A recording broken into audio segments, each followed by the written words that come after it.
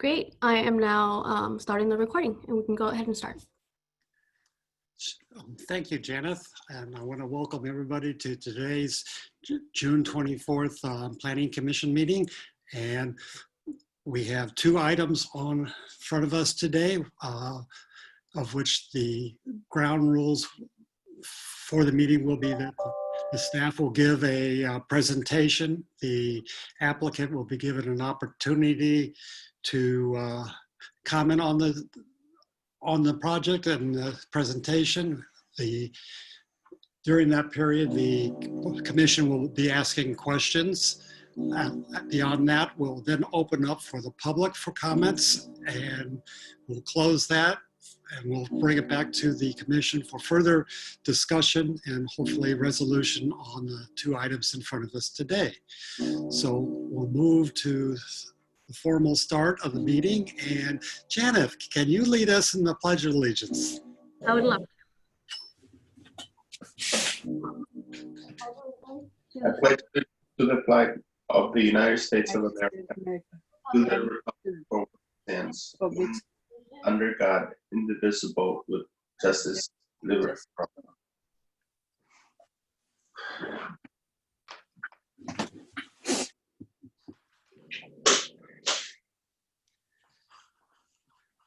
Janeth, will you do the roll call, please? Yes. Commissioner Gupta? Here. Commissioner Santa Cruz? Here. Commissioner Ramirez? Here. Commissioner Ketchum? Here. Chairman Hansen? Here. And At the beginning of all, I'm Monowitz and Fox, and also joining us on the call this morning is my colleague Angela Montes, who will be helping with public comment. thank you. At the beginning of every commission meeting, we have an opportunity for people to speak to the Planning Commission for items that are not on today's agenda. Do we have anybody who wishes to do so? So can I just really quickly go over the process and how to use the raise hand feature? So for those attending the meeting on the Zoom video conference, we will use the raise hand feature in order to organize any public comments. During the general public comment period, and for each item on the regular agenda, I will ask those members of the public who wish to comment to click the raise hand feature to raise a hand and to speak on the agenda item. For those joining by phone, please press *9 to indicate your desire to speak. Please note that members of the public must wait for my prompt in connection with each agenda item before using the raise hand function. For example, you cannot raise your hand at the beginning of the meeting for an item that is later in the meeting. When you hear your name called, I will prompt you to unmute your account and inform you that you can begin speaking. Right now, I don't see any hands raised. Okay. And I have not received any written comment. Okay, thank you.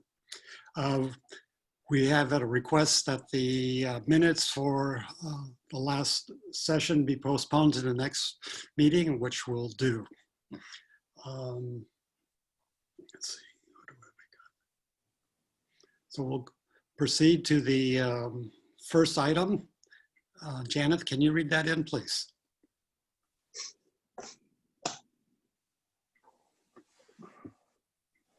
Janeth, you're muted. Thank you.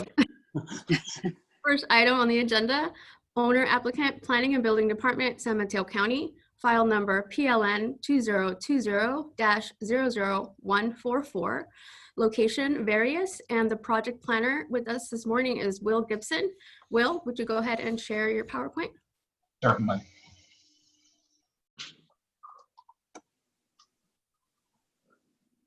All right. Can everyone see the PowerPoint? Yes, good. Thank you. So good morning, commissioners.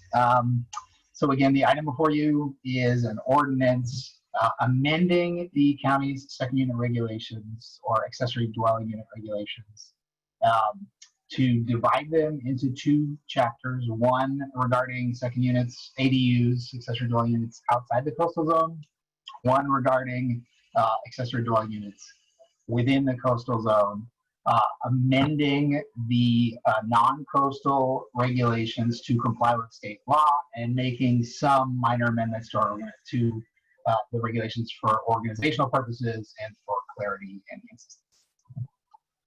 So just a little background. the existing zoning regulations, Chapter 22, establishes the county standards for ADUs, and it implements the state accessory dwelling unit law, which is Government Code Section 65852.2 and succeeding sections. The purpose of both the state law and the county's law is to incentivize the creation of accessory dwelling units as a valuable source of new housing. And as the commission is well aware, because you've seen this item come up multiple times over the last several years, state law has been amended quite frequently, most recently in 2017 and 2018, and the county has amended its ordinance to match those changes. And the state law has now changed again, and we are required by law to update our ordinance to comply with those changes. In addition, the county's regulations are currently in a single chapter, which regulate the units outside the coastal zone and the units within the coastal zone. And regulation of development, as the commissioners know, is significantly different. It involves different standards and approvals, different state laws, different regulatory authorities, and the updates in particular to the regulations are quite different and require us to undertake a distinctly different and more burdensome process. So our feeling is that the application of the regulations and updates to the regulations would be facilitated by creating two separate chapters that, as needed, can be updated separately. So the proposed updates, again, create a new chapter 22.5.1, which is applicable to the coastal zone only, and amend the existing chapter 22.5, which is now applicable only outside the coastal zone, to comply with the changes to state law. Further amendments to the new coastal chapter will be required to comply with state law, and those will be proposed very shortly for consideration by the Planning Commission. So turning to the proposed amendments, just kind of organizationally, second units are now renamed accessory dwelling units throughout, just to match the common practice of the state and other jurisdictions in the state. The regulations are now divided in 4 sections. There are standards applicable to all ADUs, those just to detached ADUs, those to attached ADUs, and those to junior ADUs or JADUs. And that's just for organizational purposes and for clarity. More substantively, to match the new state regulations, ADUs are no longer subject to minimum lot size, so they're allowed on any parcel of any size with a primary residence. ADUs are now allowed on any parcel that allows residential uses at all, including as a conditional use. So not only parcels that have residential uses as their primary use. The county cannot now apply any standard that does not allow at least an 800 square foot ADU with 4-foot setbacks of less than 16 feet in height. So essentially 800 square feet is now the minimum lot size of an ADU on any parcel with 4-foot setbacks. And we are not allowed to apply floor area limits, lot coverage, or any other standards which would preclude such an ADU. Because, and this is a change that we have discretionarily made to our regulations, because state law now mandates 4-foot side and rear setbacks for units that are under 16 feet, we have added an additional step back at or below 16 feet to achieve what we previously required as setbacks. So basically, the state requires us to allow structures of 16 feet or less to be as close as 4 feet. We are asking that structures that are taller than that step back a little bit further to maintain some privacy for surrounding properties. Attached ADUs are now allowed to be at least 50% of the floor area of the primary residence. And those attached ADUs that are entirely within a primary residence are also allowed an additional 150 square feet that can be used for ingress and egress, such as porches, outside staircases, or other methods of entry and exit. A conditional use permit is no longer required to create an internal connecting door between a primary residence and an attached ADU. That decision is now in the hands of the community development director, but those doors, if allowed, must still be independently securable from both units to ensure that they are functionally separate units. The regulations now preclude the use of ADUs as short-term rentals of less than 30 days, and ADUs under 750 square feet in size are exempt from impact fees, including housing impact fees, park fees, school fees, and others. Units greater than that size can only be charged fees that are proportional to their square footage. A significant change, a JADU, junior accessory dwelling unit, is now defined in the county regulations. And per state law, that is a unit entirely within the primary residence, 500 square feet or less in size, containing at least an efficiency kitchen. And a detached ADU built outside of the structure may now be created in combination with such a junior ADU, essentially resulting in 2 ADUs on one parcel in addition to the primary residence. But they can only be created on a parcel occupied by the owner of that parcel in perpetuity. And the county regulations now have that owner occupancy requirement. On parcels, this is another significant change that was not in our regulations previously, nor in state law. On parcels with existing multifamily dwellings, multiple ADUs are allowed within the multifamily structure, and up to 2 detached ADUs are also allowed outside on the parcel. So up to 25% of interior space on in a multifamily structure may be converted, and detached external ADUs can also be created up to 2, but they must meet the ADU standards. So that's the sum of the changes that are proposed. The proposed update, again, divides the regulations into coastal and non-coastal chapters for ease of application and for updates. It will require further amendments to comply with state law, and those will come back to the Planning Commission at a later date. It makes minor organizational and other amendments for clarity and for usability, and it amends the non-coastal portion of the regulations to be consistent with the changes to state law. Regarding environmental review, per CEQA section 21080.17, adoption of ordinances implementing the state's accessory dwelling unit law are exempt from CEQA. So with that, staff's recommendation is that the Planning Commission recommend that the San Mateo County Board of Supervisors adopt an ordinance amending the county's accessory dwelling unit, formerly second unit regulations, chapter 22.5 of the zoning regulations, to renumber the existing chapter 22.5 as 22.51 to apply to ADUs in the coastal zone, to add a new chapter 22.5 to apply to ADUs outside of the coastal zone, amending that to comply with the recent changes to state law, and making minor amendments for clarity and consistency, and waive the reading of the ordinance in its entirety.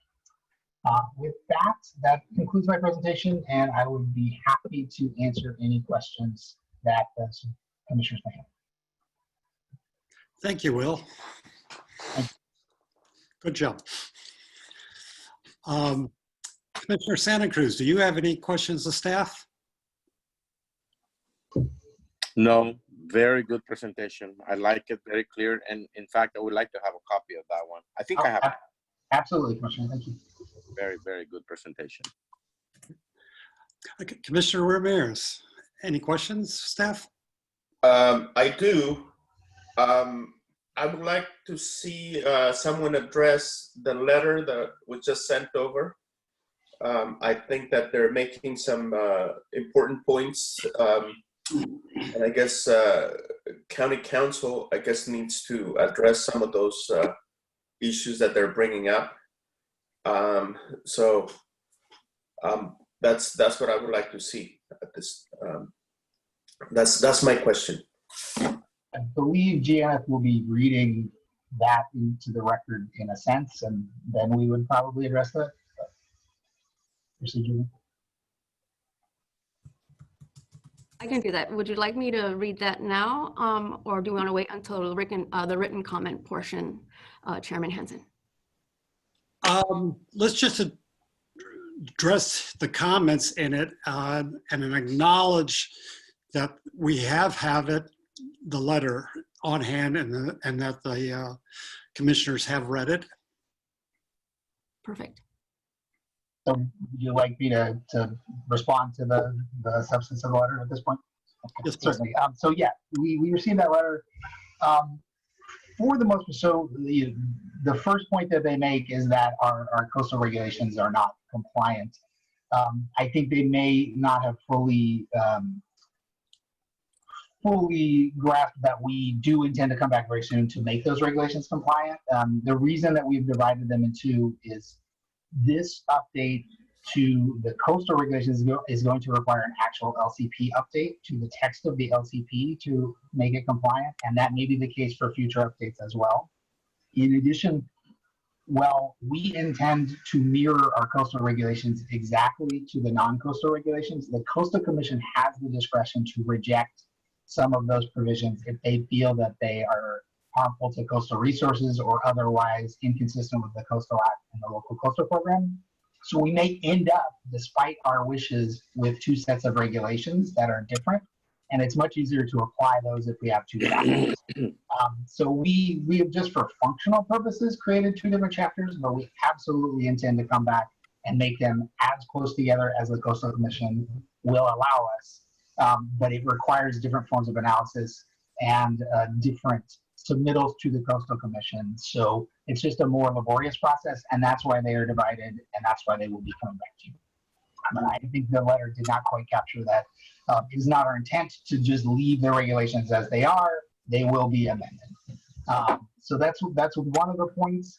On the other points, I believe that we actually are addressing and incorporating all of the provisions that they note. I think that it may have just been a little ambiguous or unclear about the way that we are doing it, except they make one point that our analysis of state law and our understanding of how other jurisdictions are going about this in our county council shows us to be flatly wrong, which is they state that you cannot apply a proportionality rule to detached second units that says they can only be a certain size in proportion to the main house.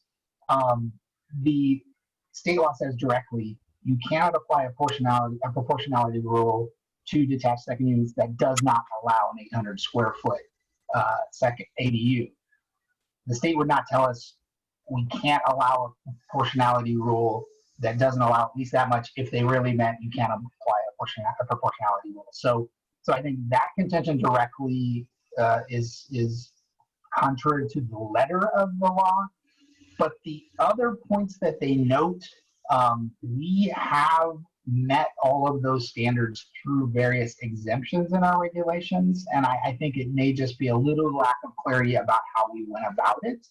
But I think that in our mind, given our analysis of the both letter and intent of the state law, our work with county council, our work with other jurisdictions, and the guidance that we received, we are entirely consistent with what the state has asked of us.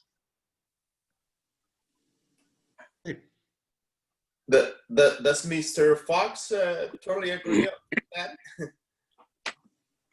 Yeah, Will has hit the nail on the head, particularly with regard to the procedural method by which we adopt these types of conforming ordinances when dealing with the coastal zone.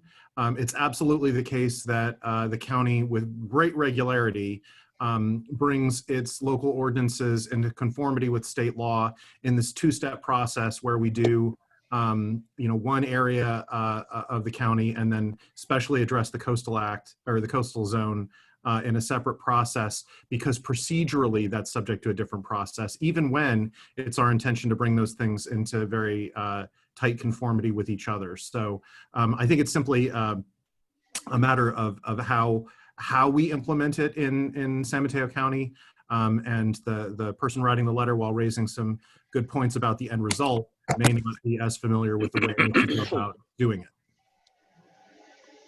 Okay. Thank you for addressing that.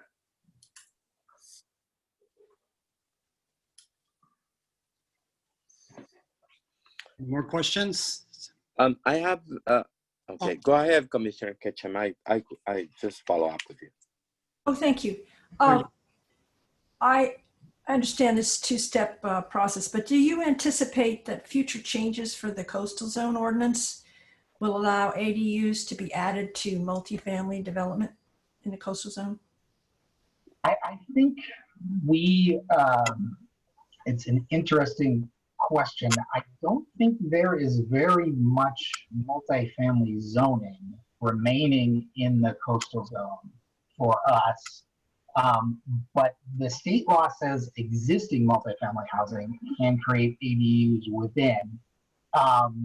We would need, so to bring that forward, we need to demonstrate that such a change would not affect coastal resources, and we would have to, and the Coastal Commission would have to accept that content.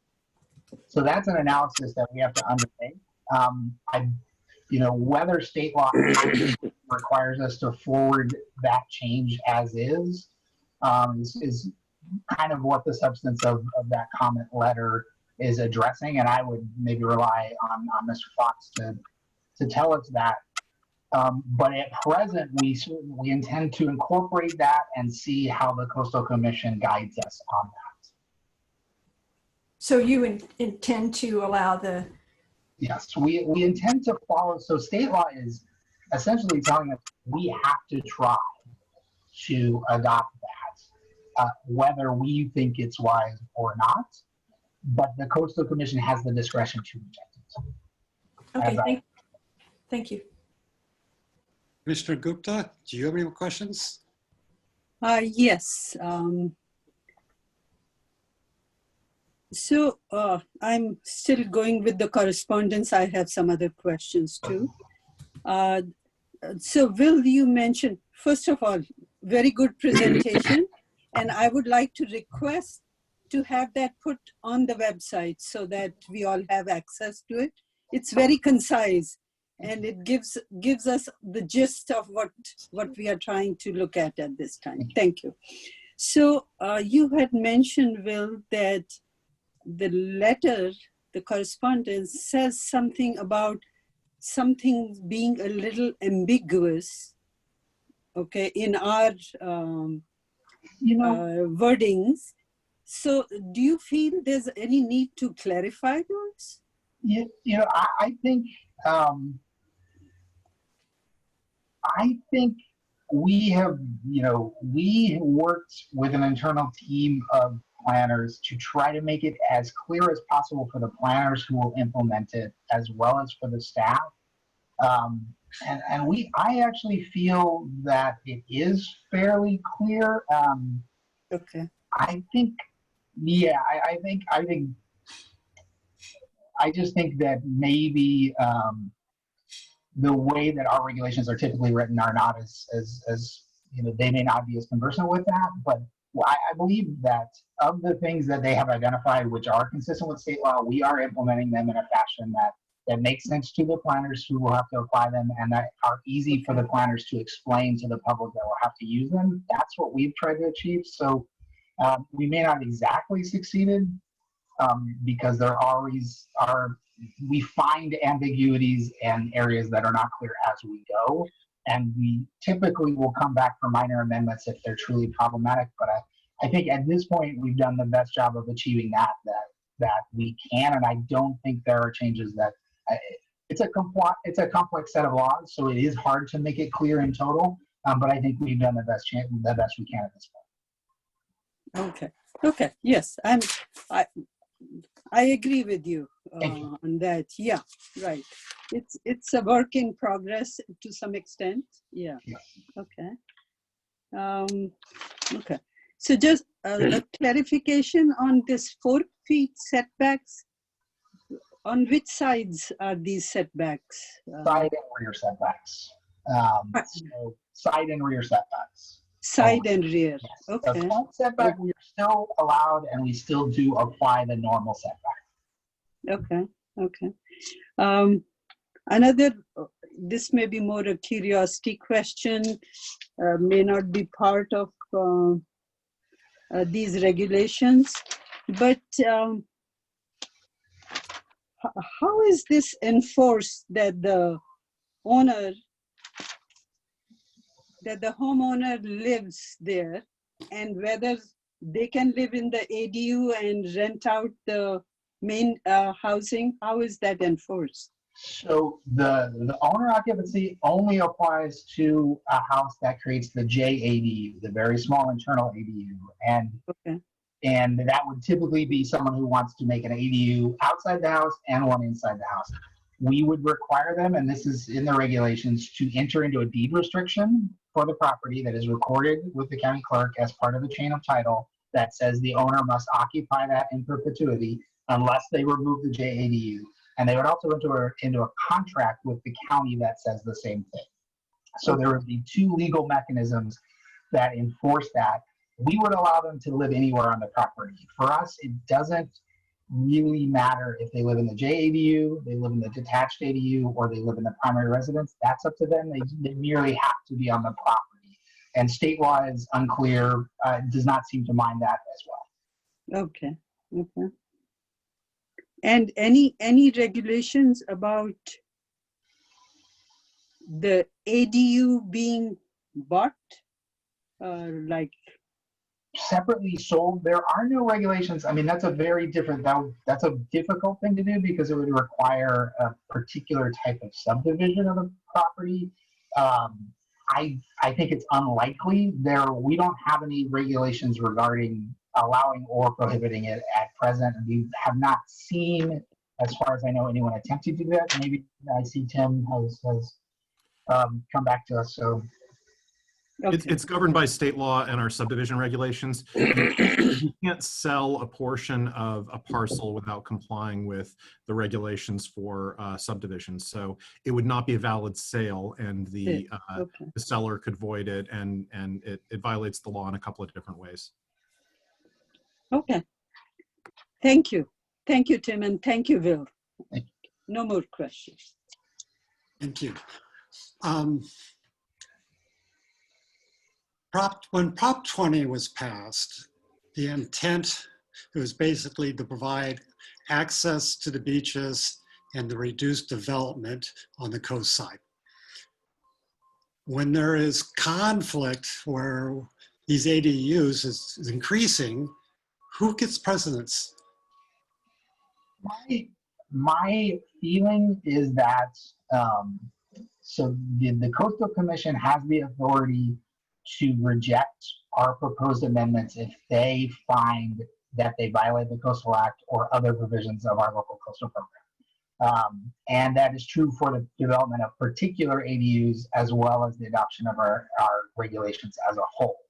But I would turn to Steve and to Mr. Monowitz and to Mr. Fox to clarify that further. Thanks, Will, and thanks for the question, Chair Hansen. I guess I would characterize Prop 20 in the Coastal Act a little bit differently. I agree with, protect access to the coast and protect resources, but not necessarily to diminish development, rather to concentrate development in appropriate areas where there's adequate infrastructure to serve them. And I believe that facilitating ADU development within designated urban areas is consistent with the Coastal Act as long as it can occur in a manner that is protective of coastal resources and within the means of the service districts to serve. And so I don't necessarily see a conflict between the two as long as we remain focused on providing these types of units within areas that are capable of serving them and that have been designated for this level of development. When I was working on Prop 20, one of the selling items that we used at the time, and doesn't mean was implemented, but one of the selling items was to limit development to 500 units on the coast side a year. It is to slow it down. It wasn't an unlimited amount. There was, that was a selling item. How it actually got implemented, that's a different idea. But the intent was to slow it down, not just to intensify it in certain areas. It is to be extremely cautious about it.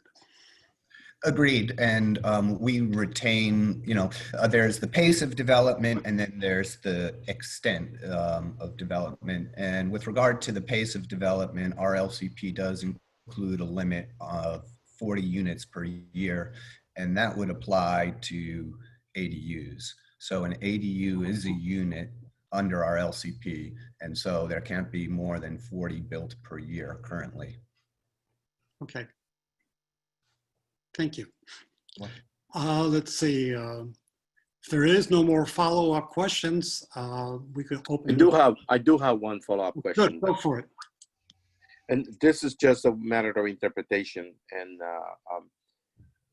I understand that the state provision and the state ordinance is broader than the county that we're trying to fix. And if that is the case, my understanding is when there is a conflicting interpretation between state law and county law, what prevail is the broader concept of the ordinance. Is this the case here? So for the areas outside the coastal zone right now, we believe we are making our ordinance perfectly consistent, so there will be no conflict. If it turned out there was conflict, the state would supersede ours. We would have to apply it. In the coastal zone, it is somewhat different because the Coastal Act supersedes and the Coastal Commission's authority supersedes. So if there was a conflict between our local regulations and the state's ADU regulations, our local regulations being part of our local coastal program technically might still be enforced regardless of the fact that the state law supersedes. But I would again turn to Mr. Monowitz to add on to that. Thanks, Will. Well, I think there's a couple different issues at play here. The county needs to create an ordinance that's consistent with the state's ADU law, and we also need to do it in a manner that's consistent with the Coastal Act. And because of that, we have proposed to divide it into two different sections. For the non-coastal sections, we are making our second unit regulations entirely consistent with state law. Where there's some flexibility and the county has the authority to supplement state law, we've done so. So for example, if you're going to go over 16 feet, you need to comply with certain setbacks. So we've supplemented state law as we think is appropriate. For the coastal zone portion, we intend to bring our LCP as close to the standards that will be applied outside the coastal zone as we can, with the caveat that in the coastal zone, we need to comply with Coastal Act requirements. So in all cases, we need to be consistent with state law, and if there was a conflict, we would evaluate that either under the second unit standards outside the coastal zone or the Coastal Act standards inside the coastal zone. So I hope that answers your question, Commissioner Santa Cruz. Yes, thank you, Steve. Thank you.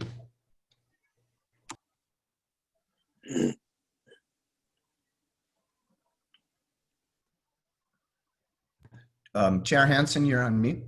There we go. Any more questions?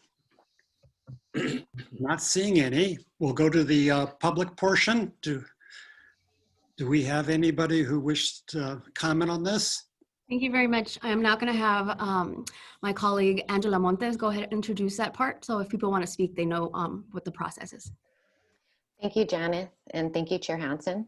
For those joining by Zoom video conference, we are now going to take comments for item 1. You may click raise hand in order to be called for this item. And for those joining by phone, you may press *9 to use this feature. And at the moment, I do not see any hands raised. Thank you, Angela. Okay. Excuse me, Chair, but it may be a good idea for us to read the caption that the person who sent the letter requested that we read into the record. Please do. Janet, would you mind doing that?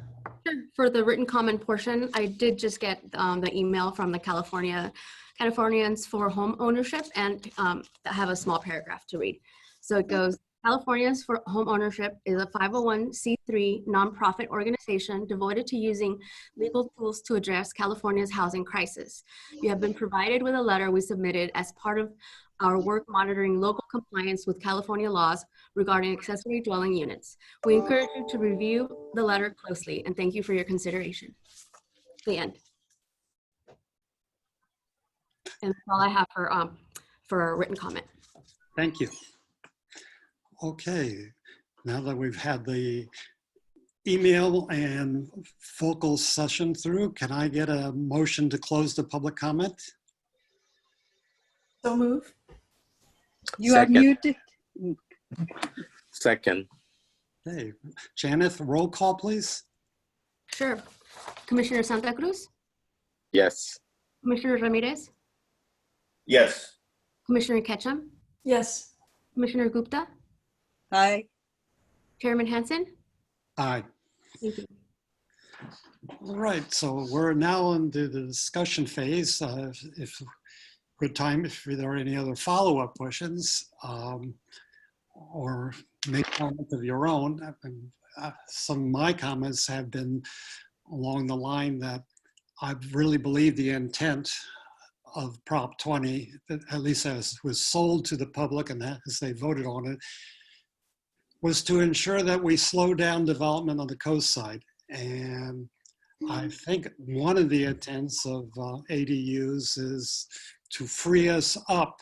So as long as we're separating the coast from the bay side, which I support, is to be cautious about it and not try to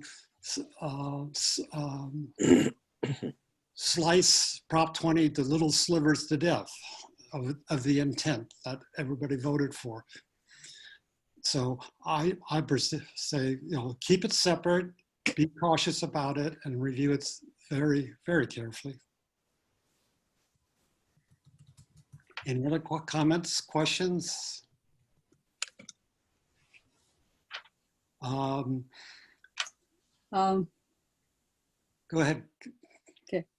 I think it's a good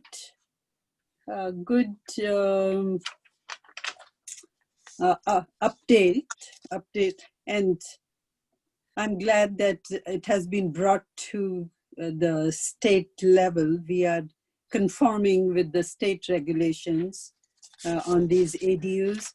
It's a very tough thing what Commissioner Hansen is saying about Prop 20. I'm not familiar with Prop 20, but whatever I understood, that there's a very fine line there, whether how many units we allow to be added. Right now, with shortage of housing in the county, why shouldn't coastal areas get their fair share also?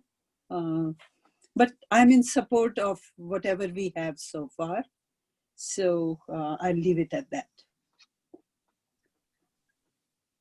Commissioner Ramirez? Just going to say that I am in agreement with what you're saying, and I think having these two pieces of the coastal zone and non-coastal zone, I think it makes it easier for people to understand what the rules are, and I think it continues to protect the areas of the coastal zone.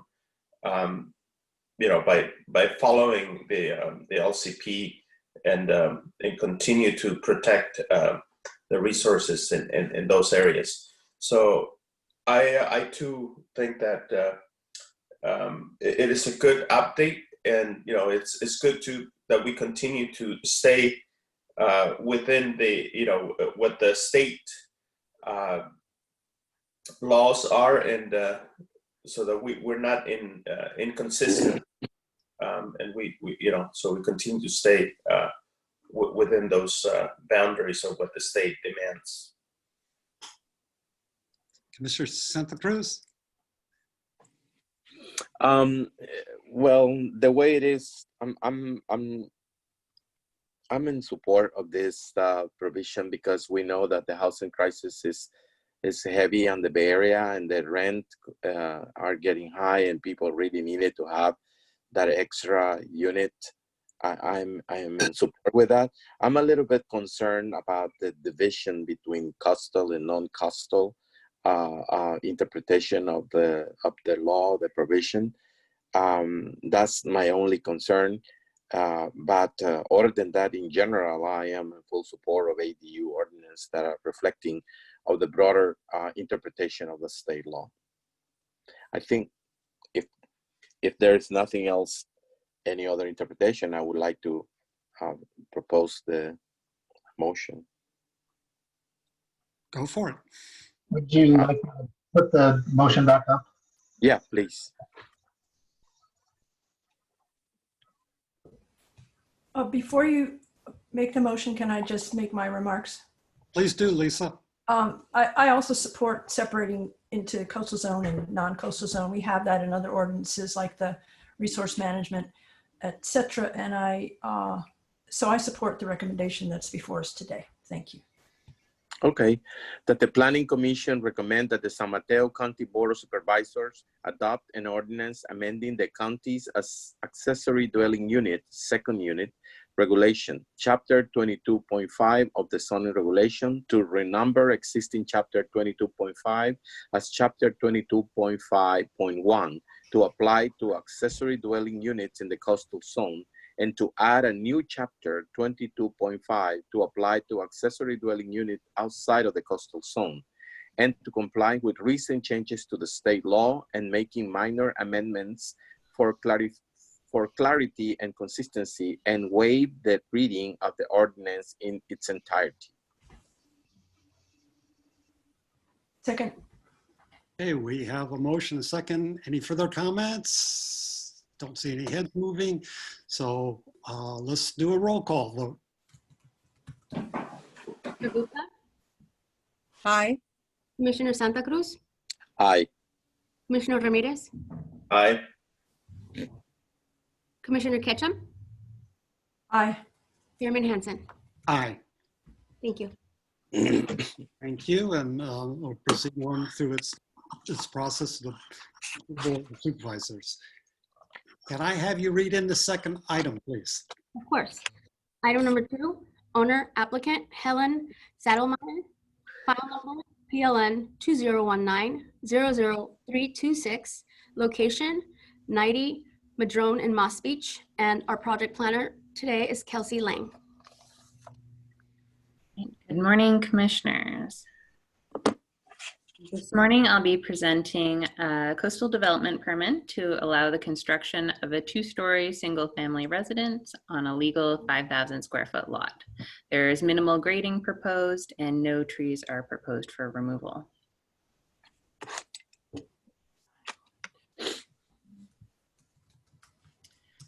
So this project includes a coastal development permit and a coastside design review permit.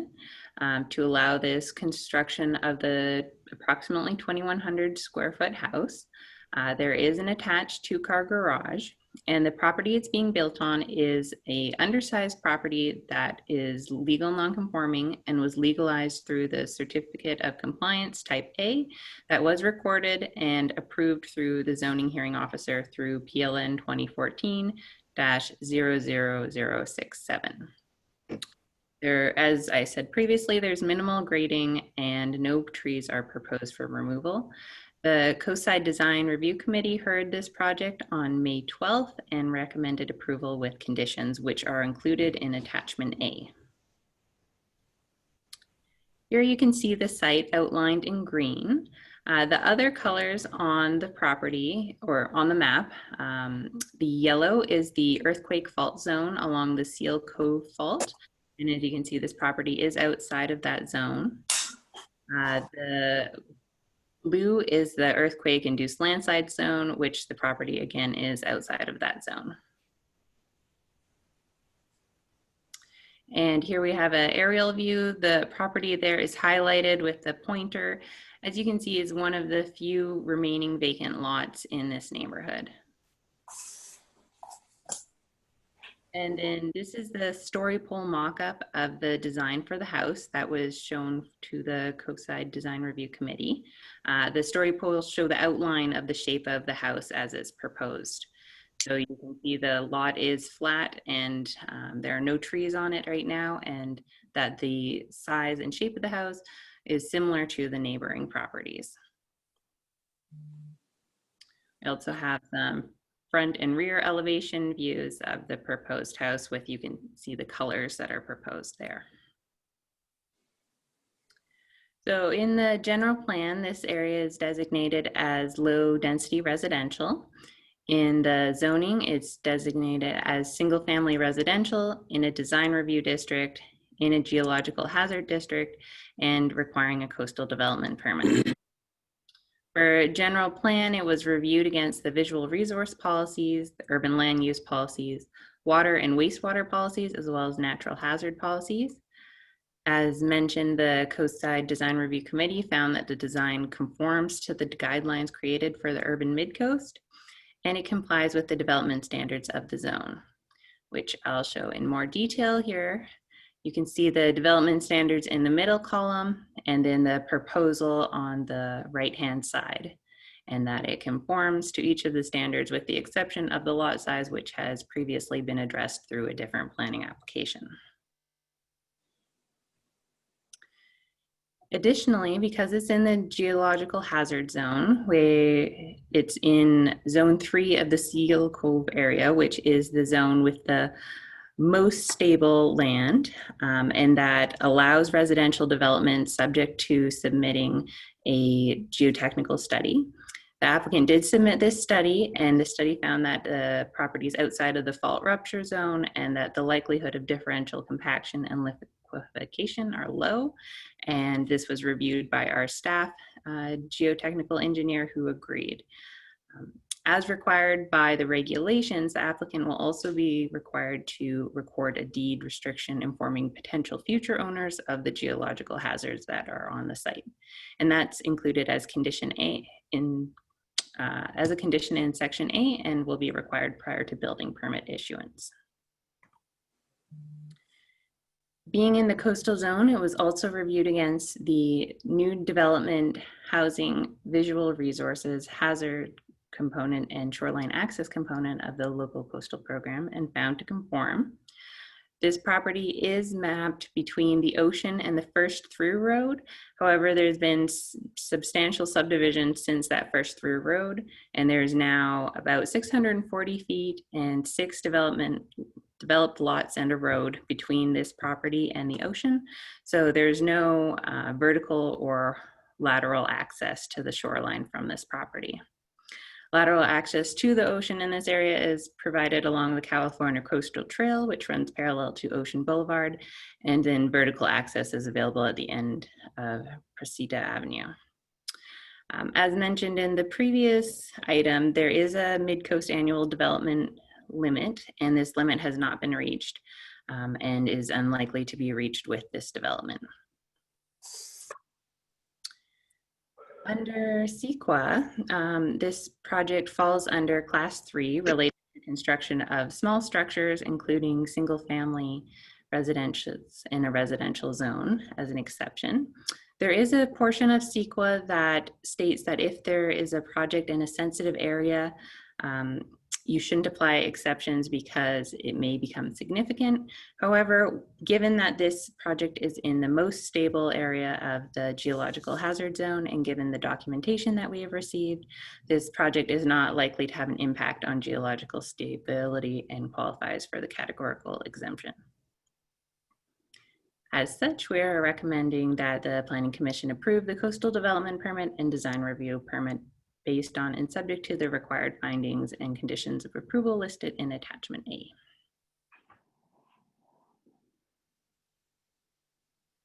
Thank you, Lane. Commissioners for questions. I'll start off with Commissioner Santa Cruz. Do you have any questions, staff? You're muted. I didn't see any part of the presentation because all of a sudden the presentation went blank.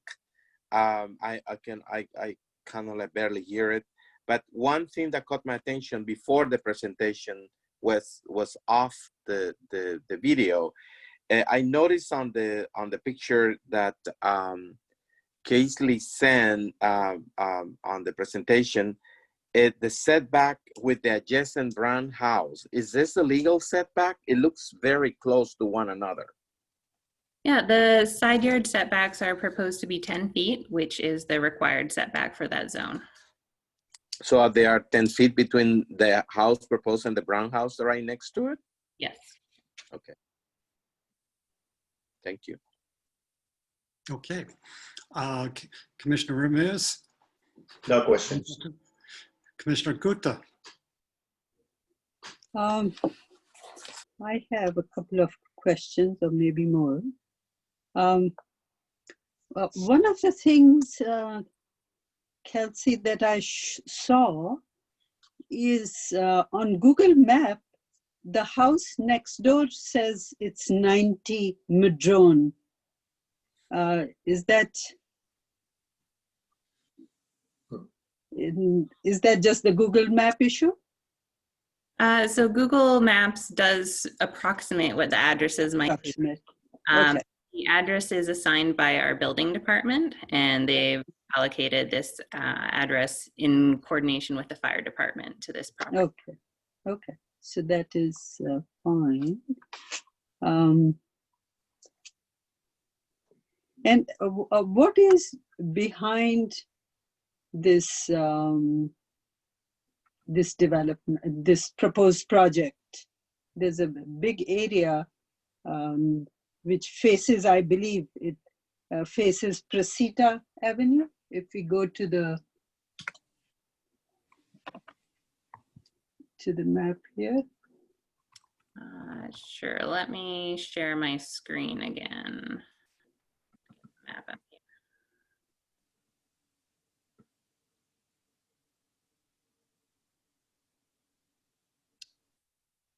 All right. Are you speaking of directly behind the property? Right.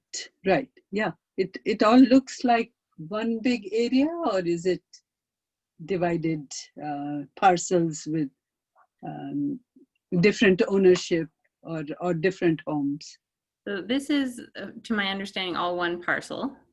Okay. We go back one more slide. Yes, you can see here, this is one parcel. These white lines are the property lines here. Okay. And that is all residential as well, correct? Yes. Okay. Okay. And the setback from the on the back is how much? The required rear yard setback is 20 feet, but the applicant's actually giving a little bit more than that. They're proposing 23 feet, 7 inches. Okay. Okay. So that is all good.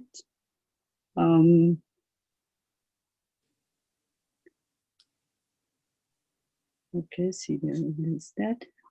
Is there any history on geological issues in the area that you know of? So this area in general is subject to geological hazard earthquake fault zone. And so the area is split into 3 zones, zone 1 being the least stable and zone 3 being the most stable. So this property is in the most stable of the geological hazard area. Okay.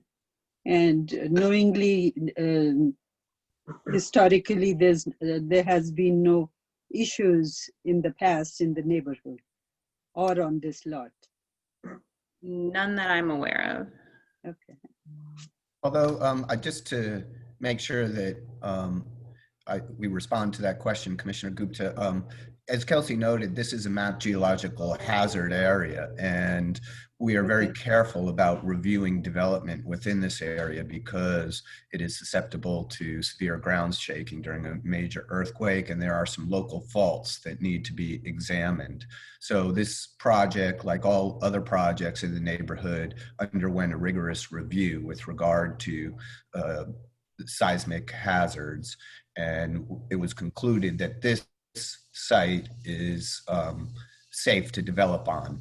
I would say that's not the case for all the properties within the neighborhood. So it is a geologically active area and one that requires very careful review because of the potential for shaking. But in this case, this particular site is, we've determined suitable for development. Okay. Thank you, Steve. And one last more comment is, I'm just curious about this REACH codes.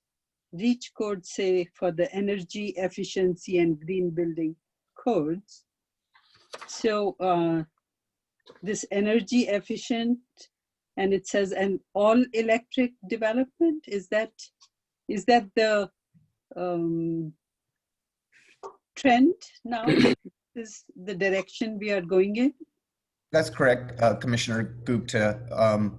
I've tried to keep the Planning Commission updated about the actions that have been taken by the Board of Supervisors in relationship to the California Building Code, which gets updated every 3 years. So you may recall that in conjunction with our adoption of the most recent building codes, the county decided to supplement those codes with the requirement that new development be all electric in the interest of avoiding gas and the emissions and the safety issues that come along with it. So this is a building code requirement, and this project will be subject to meeting those requirements at the point that they submit for a building permit application. At this point, what they're asking for is the discretionary approval required to proceed with that development application. Okay, okay. That's great. Yeah, now that you mentioned it, I remember you had updated us on that. Okay, thank you. And thank you, Kelsey. Commissioner Gupta, I mean, not Gupta, Ketchum, do you have any questions? I don't have any questions or concerns. Okay, thank you. I've got a couple questions.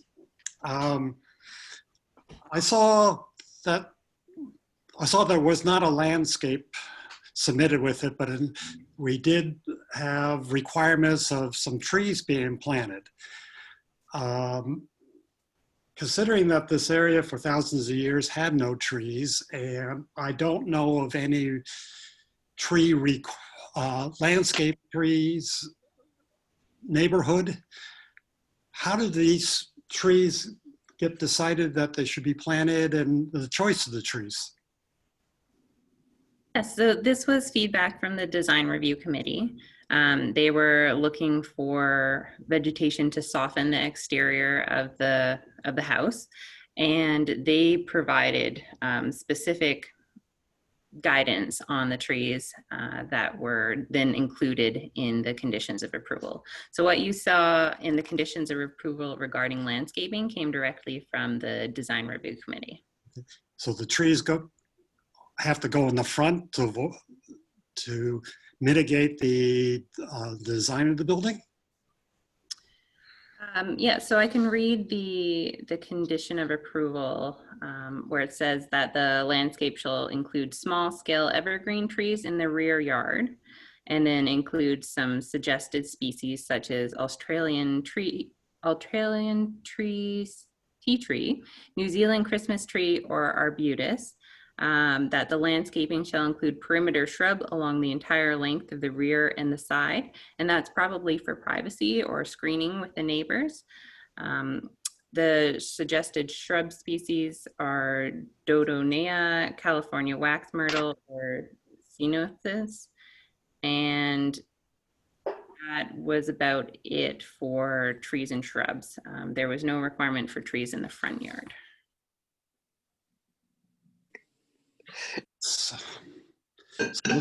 they weren't quite happy with the design, so enough that we want to put trees in to soften it.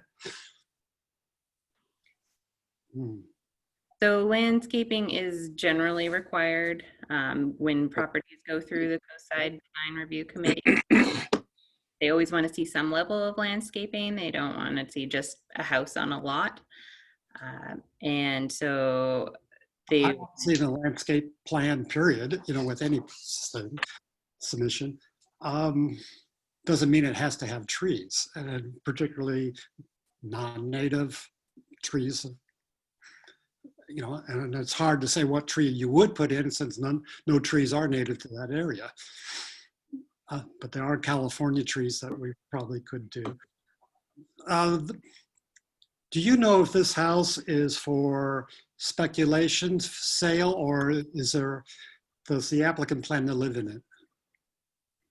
I'll let the applicant speak to that. Okay. It's going to be my residence, actually, my personal residence. So,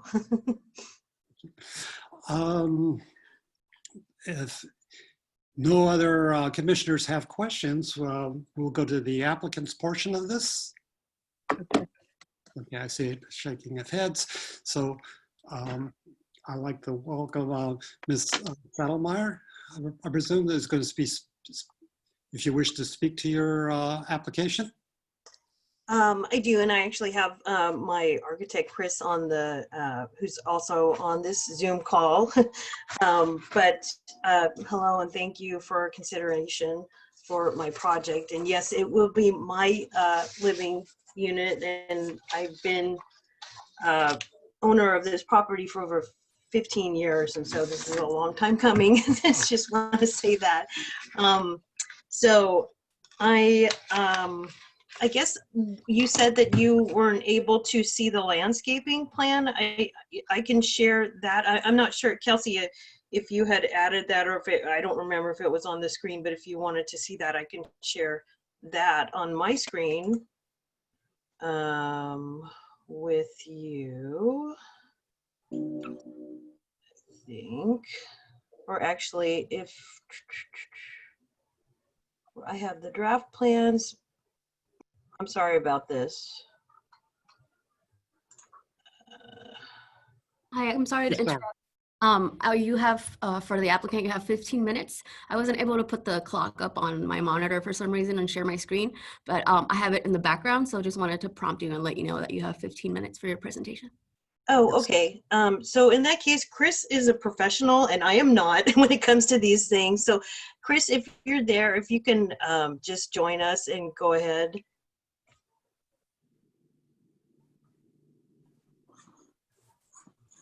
Chris. My apologies. Oh, he just unmuted, I think. Chris, can you hear us? Can you hear me? Yes. Yes. So yeah, we did. Are you able to share the landscaping plan?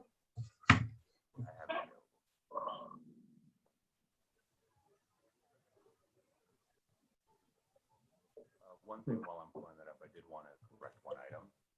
That Hi, Chris. We can barely hear you. Be happy to speak on something other than the landscaping. It is not a major thing. Okay, there was just a minor design review that had to do with the window placement over the master closet as well. And we had, okay, so here comes Chris. Okay, so he has the landscaping plan up there. I'm going to let him go ahead. Thank you. I think they're having a hard time hearing me. I'm not sure why that is. So you got, I see the placement of the 3 trees. So for design purposes, we had 2 trees that were placed in the back and 1 in the front. That was to kind of our preference.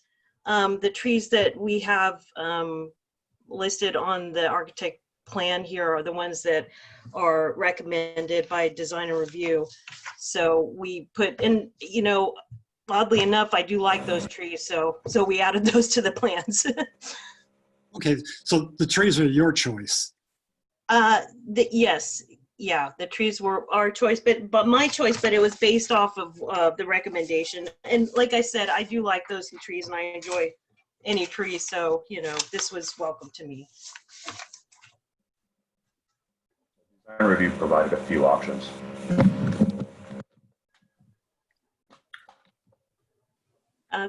Hey, Chris, your microphone is not working. We have 15 minutes. So. Yeah, I don't know what to do about that, sorry. Is it possible for you to share the screen with the windows on the plans for the in front of the master? Okay, so The stipulation in the front here, the windows over the garage and the front door, they were recommended to have basically to change out the windows so that they are matching or set, have symmetry between them in the front of the home. And so that was addressed with the plans as well. Are you asking for something that is different, or you're happy with the request? No, I'm happy with, I'm totally happy with Okay. everything that's here, the color scheme and everything. So I'm ecstatic over how it came out.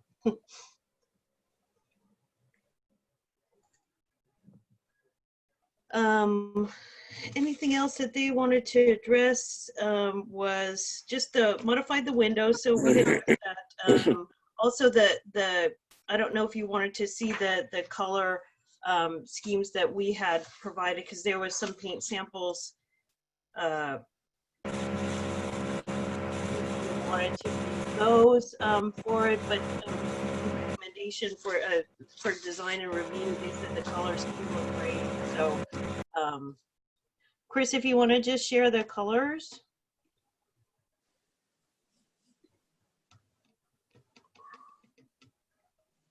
Okay.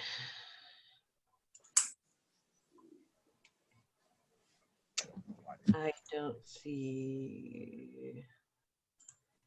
Okay, so that's landscaping still, just the colors, the paint samples.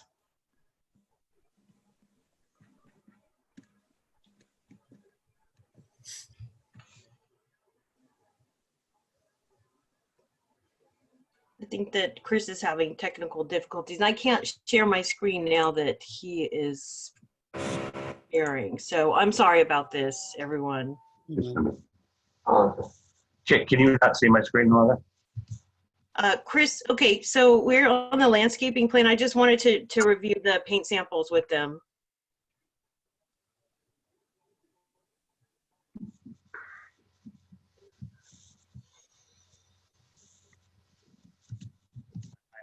On my screen, I'm not sure what's that. What's that? It's on my screen. So I can't share my screen while you're sharing for the paint samples. If you just want to switch over to the paint samples. So.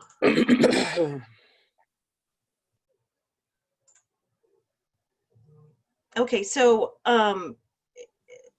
this would be the exterior siding, would be the gray stone, which is to the right, if you could see the paint sample that's there. This would be the trim, would be this knight's armor, which is a color on the left-hand side, the example of the window trim on the right. We also have the delicate white, and here's also the estate gray, which is the shingles. I'm not sure if these were planted, but this was going to be the composite railing, which was on the top in the medium gray, and the garage doors would be the white color. Our front door, and actually all the doors to this unit, I'm going to do this sailor's coat, which is a darker blue color. And so these were the samples that we had. I don't think that there's anything else. There was just those few items that were left, you know, with regards to the design and review, and I believe that we had met those. So in your consideration of approval, I would greatly appreciate it if you have any questions for me. I'll open up questions to the other commissioners. Commissioner Santa Cruz, do you have any questions of the applicant? No. Commissioner Ramirez? None. Commissioner Gupta? It looks pretty good to me. No, I really don't have any questions. Thank you. Commissioner Ketchum? Just a minor aside to the applicant, that you said you like the tree suggestions, and for the Arbutus Marina, try the multi-trunk. Look into the multi-trunk instead of the standard. I think you'll, okay. I think you'll like that. All right, thank you. Right. That's it for me. Okay. Thank you. Do you have requirements to do solar with this development of yours? Steve, know I think potentially- The answer is yes. Yes, all new residents must be accompanied by solar power. So I'm sorry, would that, so when we do the building permit, then we would request that at that time, correct? That's correct. Okay, awesome. Okay, thank you. My one concern then would be when you start thinking about solar is the trees, particularly when the sun is lower in the winter, that you may want deciduous trees, so more light hits your panels. Okay. Because as winter comes, you know, the evergreens will really darken your panels, and just a thought in the back of your head. Okay, got it. Thank you. Okay, we'll move to the public portion then and do this. Do we have any comments or email? I have not received any written comments for this item. And I did see some hands up in a few minutes ago, but then now they're lowered. And so I just want to have Angela go ahead and explain how the raise your hand feature works and see if anyone wants to come forward and say something. Thank you, Janice, and thank you, Chair Hansen. For those joining by Zoom video conference, we are now going to take comments for item 2. You may click raise hand in order to be called on for this item. For those joining by phone, you may press *9 to use this feature. And I do see one hand raised from Barry, actually 2 hands raised. So Barry, please accept this request to unmute your microphone and begin speaking.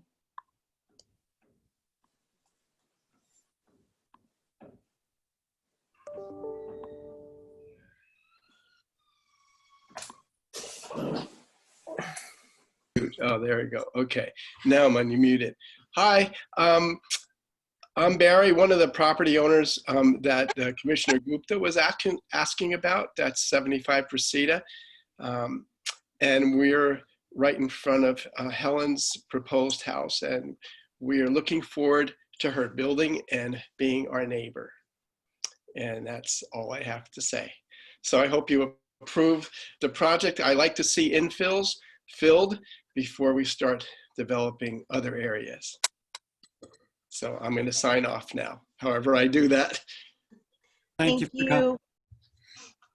Thank you, Barry. I'm now going to call on caller ending in 6213.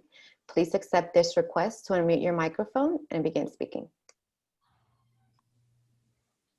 Hi, this is Chris. I'm the one that designed the house. I'm back on if there were any additional questions, but I did want to thank Kelsey for such a great presentation. Additionally, thanks Barry for participating in the meeting. I wanted to clarify one thing, is that between the home that's next door, we are set back 10 feet from the property line, and then there's an additional setback on the other side. So it is more than 10 feet between what we're proposing and the other home. But are there any additional questions that are outstanding for me at this time? None. None. Okay, fantastic. Thank you very much. Thank you, Chris. And we do not have any more hands raised, Chair. Thank you. Seeing that we have no more comments, no written comments, I'll request a closure of the public portion. I move So- to close. Oh. I second.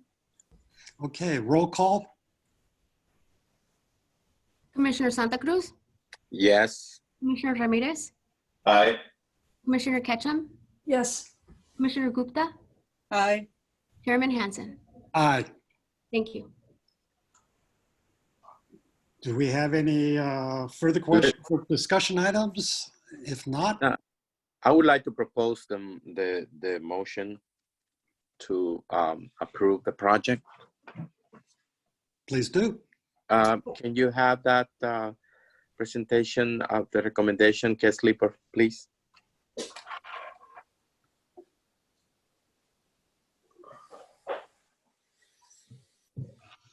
That recommendation and finding that the Planning Commission approved the coastal development permit and design review permit, county file number PLN 2019-00326, based on and subject to the required finding and condition of approval listed in attachment A.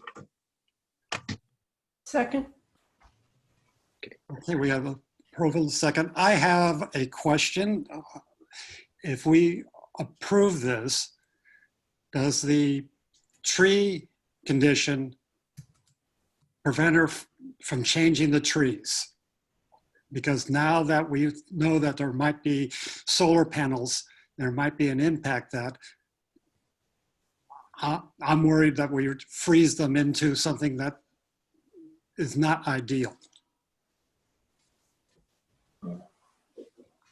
Kelsey, I'll let you address the conditions, but I first wanted to respond to the concern about the trees blocking the solar panel. I believe that the trees that have been selected are not all that tall. The Ray Hartman ceanothus is a pretty small tree. It's kind of like a shrub type tree. And I think the multi-trunk arbutus that Commissioner Ketchum recommended as well would likely not exceed 20 to 25 feet in height. And I don't believe that either of those species would interfere with solar access. So my recommendation would be that we not change the condition, that we keep it as is. I think the trees that have been selected will allow for solar access, but should the applicant desire to modify the landscaping plan, they have the opportunity to do that, and the staff can approve minor modifications to applications. So if, for example, the applicant decided that they would like a deciduous tree, as long as it was drought resistant and non-invasive and consistent with the recommendations of the design review committee, then we could approve alternative trees at the staff level. Okay, great. Thank you. Thank you. So we have a motion in front of us. Can I say something really fast? I'm sorry. Chairman Hansen, I did see one hand go up a few seconds ago from caller Isaac Lassiter. And so his hand is raised again, and I know public comment is now closed and the item was approved, but I'll leave that discretion up to you. How do the other commissioner feel about this? Do you wish to hear the comment? Is that for this item or is that for the past item? So if I can just, he's part of my team, my building team. So he works with Chris, my architect. So I mean, it's you know, he's on my team. So basically, he will be in support of your project, yes, right? Correct. Yes. So it will be not necessary at this time. I think we should proceed with the motion and approval, and we move on the next item. Thank you. Thank you. Okay, hearing a majority, I think Right. we'll move directly to vote. Roll call. Commissioner Santa Cruz, Yes. Commissioner Ramirez, Aye. Commissioner Ketchum, Yes. Commissioner Gupta, Aye. Chairman Hansen. Aye. Thank you. Well, congratulations. Thank you so much, everyone. I really appreciate it. Thank you. Okay, You're welcome. You're welcome. we'll move on to director's report. Thank you, Chairman Hansen. Item 3 on the agenda is correspondence, and I have not received any correspondence directed to the Planning Commission that I need to report to you today. So I'll move on to item number 4. I'm not recommending the study session for next meeting. We do have at least 2 items planned. One includes a use permit and grading permit to add a second story to a legal non-conforming residence. And then the other item is the continuation of the coastal development permit to install a planter at a gas station on the coast side in order to resolve a violation related to the removal of that planter. So you may recall that we had one hearing on that already, and the applicant was directed to work with staff to address some comments from the commissioners, and we'll be bringing that item back to you at the next meeting, which is on July 15th. Just wanted to point that out. Typically, we're on the second Wednesday of the month. For next month, due to some scheduling issues, we will be meeting on the 15th, July 15th. I also wanted to update you on the Connect the Coast Side workshops that have been taking place. We've had 2 workshops, virtual workshops so far, including one that was an overview of the project, one that focused on the communities in the northern portion of the mid-coast. And tomorrow night, we will be discussing the areas in the southern portion, specifically Princeton, El Granada, and Miramar. So hopefully you've been able to see some of those meetings, and I'd encourage you to tune in tomorrow night. Let's see, I also wanted to alert you to some things that will be coming to the Board of Supervisors in the near future. On July 7th, the board will be considering the Mid-Peninsula Open Space District's LCP amendment that this Planning Commission recommended that they approve for submittal to the Coastal Commission. And then on July 21st, the board will be considering the density bonus amendment that you previously considered, and also the Cypress Point LCP amendment. So I will be pleased to update you on the board's action, and if you have any questions about those items, please let us know. Finally, I just wanted to update you on the status of planning and building services and some kind of broader county issues related to the coronavirus. The Planning and Building Department, as you know, has continued to provide all of its services. We have a proposal right now that's being reviewed by the unions to install a new public service kiosk in the lobby of our building. We want to make sure that we are addressing the public's needs for planning and building services, including anybody who might not have easy access to computers or might not be clear on how to complete their transaction. So the customer service kiosk will enable the public to come into the building and get the information they need to complete whatever transaction they need to do with our department. So I'm looking forward to that.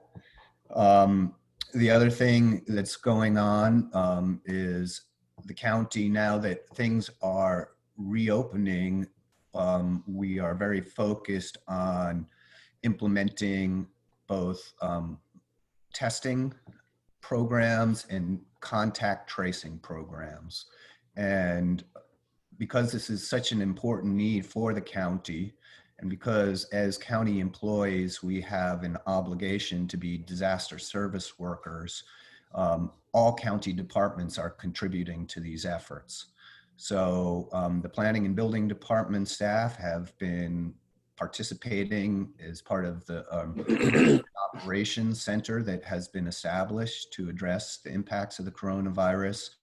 And we will also be providing staff to do contact tracing, which is going to be critically important to our ability to return to normal operations in a safe way.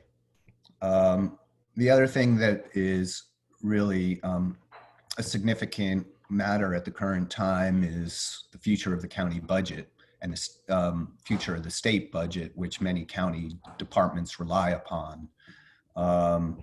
This is a real unique situation where, you know, we've entered a recession in a very short period of time. Typically, recessions are gradual and we can kind of see them coming and planning, but for purposes of tax revenue at the state and county level,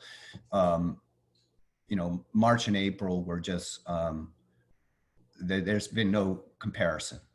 And the loss of that tax revenue is going to have significant impacts on a wide range of services, particularly public health and safety programs that are funded by the state. And in order to make sure that we continue with the health and safety programs that are essential to the county, all departments are going to need to tighten our belts and contribute to our efforts to dealing with this. Our hope is that it's short term and that tax revenues will rebound quickly. It's very hard to predict at this moment. So in light of that, yesterday the board considered a budget for the next year, which was basically a carryover of last year's budget, with the understanding that before September, when they typically make refinements to the budget, they're going to need to really take a hard look at the status of the county and state budget and tax revenues and likely make some significant adjustments. So there's going to be a lot of important budget planning between now and September. We're all hopeful that we can get through this without having to lay off any county staff, but it's really going to require some careful planning and some real conservative approaches to our future budgets. So that's all I had for the director's report, and I'm happy to answer any questions you may have. I have a question, Steve. Do you perceive, and I know that I may not have to totally, that you don't have the answer for it, but the opening of the business for the public, for the county offices, do you have an idea more or less when did that be? Because last Tuesday, I think, I went to conduct a transaction for the controller's office, and I found that the email that I got on a letter on a business that I have says that I can do it through the email, that the email didn't work. So I was trying to contact the phone number and nobody answered. So it was a big ordeal for me trying to complete my process. So finally, out of stress, I went out and knocked at the door for the controller's offices in San Mateo. And this guy came out from the controller's office, and I want to commend that one of the employee for the controller's offices, he came out and gave me all that information. He told me that he didn't know what the email didn't work, but honestly, it's disappointing than to receive letter from the county offices where the email that tells me how to do the transaction does not work. So for me, it was a little bit frustrating, but do you have an idea when the offices will be open to the public?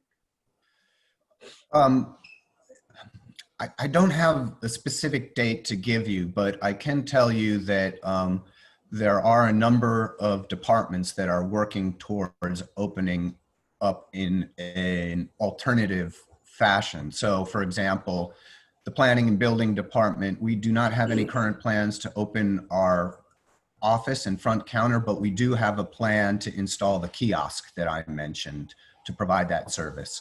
The timing of that depends on us completing the meet and confer process with the unions. That's been, I think, a significant impediment to the county's ability to reopen. Impediment maybe is too negative of a term. We're all interested, or we're all focused on making sure that our employees will be safe when they return back to work. How that will occur depends on the type of services you provide. And so each department is going about it in a little bit of a different fashion, and we all have slightly different timelines. So I can't speak directly to the assessor and the recorder, but from a planning and building standpoint, we hope to have some form of face-to-face customer service available within the next 2 weeks. Oh, okay. So the meet and confer is required because of changing in the working conditions? That's correct. Normally, that's the only reason that you require meet and confer with the union. Yes, I'm not an expert on those requirements and laws, but I can say that I'm working closely with our Human Resources Department and other departments within the county to make sure that we are communicating with our employees and their representatives about our reopening plans. Okay, thank you. Well, go ahead. Yeah, just as a follow up on what you're saying, Chris, the reality is that we're in uncharted territory now, and I'm not sure that anybody really knows when or how, we will proceed going forward. Here I am, right now I'm in a little more than a week into my quarantine because I was exposed. And I'm fine. I tested negative, but I'm still supposed to wait for at least 2 weeks until everything clears up. I just read just now that we've just had the highest number of cases in California. That was yesterday. So it's very difficult what we're all going through. But with that, I will say that, like Mr. Santa Cruz is saying, it's important that the public has access to the services of the county, from processing permits to the assessor's office, everything, that everybody's doing absolutely everything they can to make sure that the people will continue to have access to what they need to do, the transactions that they need to do with the county in general. So yeah, it's not, we're talking about reopening, and, I'm thinking that we may just have to go back to a shutdown again because of the cases that are coming. It's just, it's horrible, but that's how, we're going to have to go a day by day and trying to predict a long future as to how this opens or where we go from here. I'm not sure that anybody knows. Yeah, it's kind of like frustrating, Commissioner Ramirez. In my case, and a side note, it's like when the county sent a letter for customers, and they said, because of this pandemic, you need to check the site and do all the process from there, and the site doesn't work. And I thought it was like, maybe me, I had somebody else to check, and then I called the number, and the number it's kind of like frustrating. I understand that we have to be conscientious about the pandemic that we're facing, but yet we still have responsibilities to conduct business. It's kind of hard. But anyway, that's a side note. It's nothing to do. I just kind of air my frustration and sharing it now that Steve was talking about the kiosk. And I thought it was maybe a good idea for others to follow. By the way, the name of the guy who took care of me, I think his name is Henry. And he was awesome. I mean, he was walking in and out of the office and then, providing whatever I needed. And I just wanted to make it public that he has a great customer service. Thank you. Kumkum? I was very happy to hear, Steve, about the contact tracing, because that is so important for us to control this COVID-19. So when you said that your staff is going to be involved in contact tracing, what does it mean? And what percentage of their time from your planning and building department of the staff will be taken up by this contact tracing? Yes, it's a very significant commitment. Each department has been asked to provide a small percentage of their staff and they need to meet certain qualifications. For the planning and building department, we've been required to provide 2 staff members, and it will be a full-time commitment, 40 hours a week. And the initial proposal is for an entire year. That's caused a lot of concerns from various departments. And so we are trying to negotiate maybe some shorter terms, 3 to 6 months.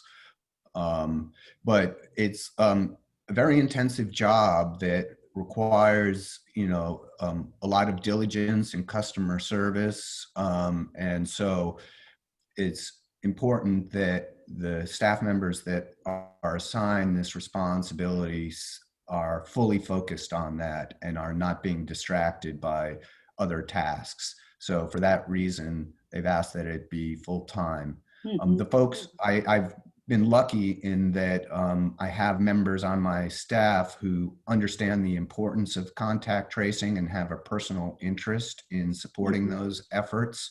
So I have folks in mind, but it certainly will have an impact on the department. And we're in the planning stages to figure out how we will try and plug those gaps once these staff members report to duty, which is estimated to start in July or August. Okay. Okay. Yeah, because they keep talking about how many thousands of contact tracing people are needed in California, but of course our county also needs a lot. So, okay. So it may start. And are they training them? Absolutely. Yeah, the training is about to start, and it's going to be, significant. There was an article over the weekend in the New York Times about some of the challenges that contact tracers are facing. It certainly is not an easy job, and so training is going to be essential. Right, right. Yeah, yeah. And with all this other racial issues going on, that makes it even harder. Yeah. Okay. And the other question I have is, you talked about the budget. And in the budget, has there been any adjustments made in the budget that has been completed for the end of for the next year? At this point, the only changes that have been made is that the capital improvement projects that were contained in last year's budget, or I should say from 2 years ago, that have been completed, those have been removed. And there have not been other changes because the county believes it's critically important that we understand the significance of the loss of tax revenue, sales tax revenue, and we won't fully understand the impact of that revenue loss for the next couple months until that data comes in. And so for that reason, the county is holding off on making the significant changes we expect we'll need to make until September, when we'll have more information about the state budget and actual tax revenues. Okay, so that's the only thing you've seen so far, right? That's correct. Okay. And the final item is, so the Cypress Point project will be coming on Board of Supervisors meeting on 21st of July, correct? That's right. It's the local coastal program amendment. So the board will consider whether or not they want to submit that for Coastal Commission certification. And then if the commission certifies that amendment, then the project will come back to the Planning Commission through the coastal development permit process at a later date. Okay. Thank you. Thank you, Steve. You're welcome. Okay. Anything else? Not? Let's adjourn. Thank you, everyone. Have a good rest of the week. Yeah, thank